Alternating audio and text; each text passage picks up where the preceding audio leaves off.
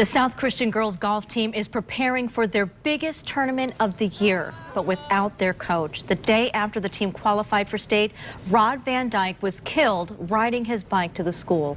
Despite the tragedy, the team continues to win, and Friday they'll tee up for the state championship. Sports Director Jack Dole's got a chance to speak with those players today. This has to be so tough on these young players. Yeah, absolutely. I mean, golf is tough enough under the most difficult of conditions, and this is really difficult. How do you hit a shot with tears in your eyes? Somehow the Sailors managed that last week when they won the regional championship. On Friday, they'll try again, and they'll be inspired to play their best for Coach VanDyke.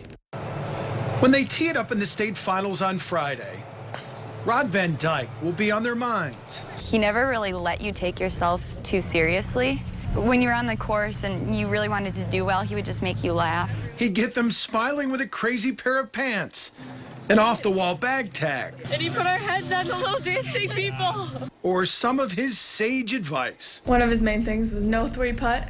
And thanks to a ball mark handed out by an assistant coach, the girls will no doubt hear those words every time they line up a putt. You want to play so well, and golf is a little bit unlike every other sport, like football and basketball. The harder you try sometimes might have a negative effect.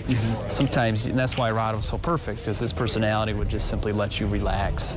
Making memories was something Rod VanDyke stressed with his players, and his sudden passing has brought so many of those to the forefront, bringing about feelings of both joy and sadness. The sadness that he won't be there to lift their spirits, but joy knowing he is where he longed to be. Coach VanDyke was a good Christian man, and he would always take the time out of our matches to pray before, even if we were running late.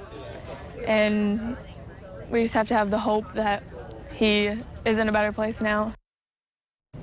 The team will leave for East Lansing tomorrow, Marley, and one of the players shared a story, great story. She said she was having a horrible day, was crying. Coach VanDyke saw her, and he just said, "Do you need a hug?" They're not the hugging type, the two of them were. Right. So she just said it lifted her spirits. It was exactly what she needed, something to laugh about at that moment.